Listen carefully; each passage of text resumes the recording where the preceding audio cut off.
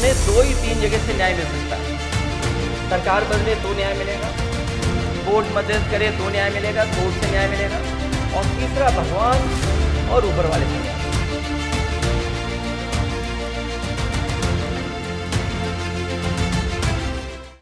Samajwadi party के बड़े नेताओं में शुमार आजम खान इन दिनों सीतापुर जेल में करवटें बदल रहे हैं।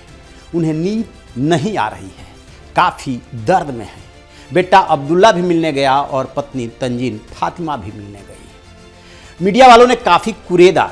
पहले तो वो बोलना नहीं चाहती थी, लेकिन जब बोली तो एक ही शब्द कह करके सब कुछ कह दिया कि अब तो उन्हें बस अल्लाह पे भरोसा है। क्या माना जाए, समाजवादी पार्टी और आजम खान और उनके परिवार के बीच में दूरियां बढ़ गई है। समाजवादी पार्टी उन्हें पूछ नहीं रही है। पर्दे के पीछे की क्या है कहानी, ये मैं आपको बताऊंगा। मैं विद्याशंकर तिवारी हूं, न्यूज इंडिया में आपका स्वागत करता हूं। और चलते हैं जब समाजवादी पार्टी बनी थी उस दौर में। मुलायम सिंह यादव समाजवादी पार्टी की जब स्थापना कर रहे थे, तब आजम खान उन गिने चुने नेताओं में से एक थे जो संस्थापक सदस्य बने और मुलायम सिंह यादव से कंधे से कंधा मिलाकर के चलते रहे, सबसे बड़े मुस्लिम चेहरा रहे। अखिलेश यादव को जब मुख्यमंत्री बनाना था, बहुत सारे नेताओं को मुलायम सिंह ने मना लिया था, लेकिन आजम खान को मनाना उनके लिए टेढ़ी खीर थी। लेकिन उन्होंने मना लिया, कहा कि बस मेरी एक बात मान जाओ। अखिलेश यादव मुख्यमंत्री बन गए। लेकिन 2017 में जैसे ही योगी सरकार उत्तर प्रदेश में आई, तो 2019 से आजम खान की उल्टी गिनती शुरू हो गई। एक के बाद एक दर्जनों मुकदमे हो गए और आजम खान, उनके बेटे की सदस्यता चली गई, विधानसभा सदस्यता चली गई। जो रामपुर में उनकी तूती बोला करती थी, आसपास के विधानसभा क्षेत्र और लोकसभा क्षेत्रों में तूती बोला करती थी, वो सब प्रभाव खत्म होने लगा। जान करके आपको ताजुब होगा कि जब वो जेल गए तो 2020 से 22 तक समाजवादी पार्टी के प्रमुख उनसे मिलने तक नहीं गए। 2024 में मुलाकात हुई, लेकिन वो सियासी मुलाकात थी। जब पत्नी और बेटे जेल से छूटे तो सपा ने कोई ट्वीट तक नहीं किया। ये दर्द जो है आजम खान परिवार के अंदर है कि समाजवादी पार्टी को जो करना चाहिए था वो उसने नहीं किया। अब अखिलेश यादव ये कह सकते हैं कि उन्होंने तो हर जगह उनकी बात मानी। कपिल सिब्बल जो उनकी पैरवी कर रहे थे, उनको राज्यसभा में भेजा उनके कहने पे। मुरादाबाद में जो रुचि वीरा थी, उनको उन्होंने लोकसभा का टिकट दिया। लेकिन इसी के साथ एक किंतु परंतु जुड़ा हुआ है कि रामपुर में अखिलेश यादव ने उस व्यक्ति को उतार दिया 2024 में चुनाव हुआ है, जिसको कि आजम खान नहीं चाहते थे। और ये इसका नतीजा ये हुआ कि महबुल्ला नदवी जीत भी गए और आजम खान की हेठी भी हो गई।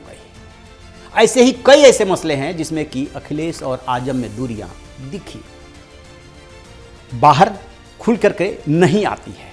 आप यूं भी कह सकते हैं कि पीढ़ीगत अंतर है, सोच में अंतर हो सकती है। अखिलेश यादव कुछ सोचते हो, आजम खान कुछ सोचते हो। शायद अखिलेश यादव और उनकी लाइन लेंथ नहीं मिल रही है, लेकिन अखिलेश यादव ये कोशिश करते हैं कि जब भी सार्वजनिक रूप से बोलना पड़े तो वो उनके साथ दिखें। अभी एक बैठक हुई थी, उसमें भी उन्होंने ये कहा था कि हम आजम खान परिवार के साथ हैं।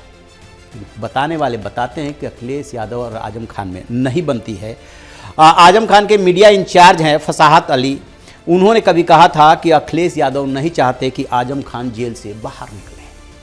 क्या लगता है आपको? तो आपको बता दें कि इस बात में इसलिए लोग इस पर जोर देते हैं, जो उनके विरोधी हैं अखिलेश यादव के, कि अब अखिलेश यादव की पसंद आजम खान या पुराना कोई नेता नहीं रह गया है। अब कौन बन गया है? अखिलेश यादव की जो खास, उसमें इकरा हसन है, कैराना से सांसद है। जियाउर रहमान बर्क है जो उसकी संभल से सांसद हैं।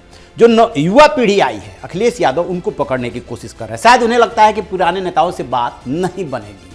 लोकसभा चुनाव में समाजवादी पार्टी को काफ़ी समर्थन मिला, 37 सीटें जीती, लेकिन अब ये विवाद बढ़ चला है।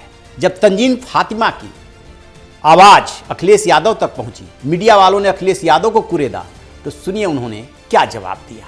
हम आपसे कहते हैं, हमें उनकी बात से सहमत हूं मैं, क्योंकि उनके साथ जो अन्याय हुआ है, अन्याय जो हुआ, उनके पे झूठे मुकदमे लगाए, वो किससे कहें, हम किससे कहें? तो उन्हें 2 ही 3 जगह से न्याय मिल सकता है। सरकार बदले तो न्याय मिलेगा, कोर्ट मदद करे तो न्याय मिलेगा, कोर्ट से न्याय मिलेगा, और तीसरा भगवान और ऊपर वाले से न्याय मिलेगा। और हम सब हिंदू भी हैं, मुस्लिम भी हैं, हम सब जानते हैं जब अन्याय होता है तो ऊपर वाले की लाठी समय पर पड़ती है। अखिलेश यादव कह रहे हैं कि आजम खान साहब को सिर्फ 3 ही तरीके से न्याय मिल सकता है, या तो सूबे में सरकार बदले, या कोर्ट मदद करे, या फिर ईश्वर अल्लाह उनकी मदद कर सकता है, उसकी लाठी में आवाज़ नहीं होती है। ये बात कह करके फिर वो आगे बढ़ जाता है। इसका क्या मतलब माना जाए? तो आपको बता दें कि जो अंदर की परिस्थितियां हैं और जिस तरीके से अखिलेश यादव के एक तरह से कह सकते हैं कि विरोधी, जिसमें कि एक कांग्रेस के सांसद भी हैं और ये चंद्रशेखर भी हैं, ये सब आजम खान के नज़दीक नज़र आते हैं, लेकिन इनके सपा के अपने नज़दीक नहीं आते हैं जो नज़दीकी है। इसका मतलब क्या हुआ कि अंदर की बात तो ये है कि दोनों में पट नहीं रही है, और जो आजम खान परिवार की अपेक्षा है उस पर समाजवादी पार्टी खरा नहीं उतर रही है। उनका मानना है कि आजम खान को छुड़ाने के लिए या मदद करने के लिए सपा ने कब धरना प्रदर्शन किया, कब आंदोलन किया। समाजवादी पार्टी जैसे औरों के लिए आवाज़ उठाती है, आखिरकार आजम खान के लिए क्यों नहीं उठाती है? क्या उनके मीडिया प्रभारी ने जो आरोप लगाया है कि अखिलेश यादव नहीं चाहते हैं कि आजम खान बाहर निकले, इस बात में दम है? आप सोचिएगा, समझिएगा और कमेंट बॉक्स में जा करके कमेंट जरूर कीजिएगा। Thank you.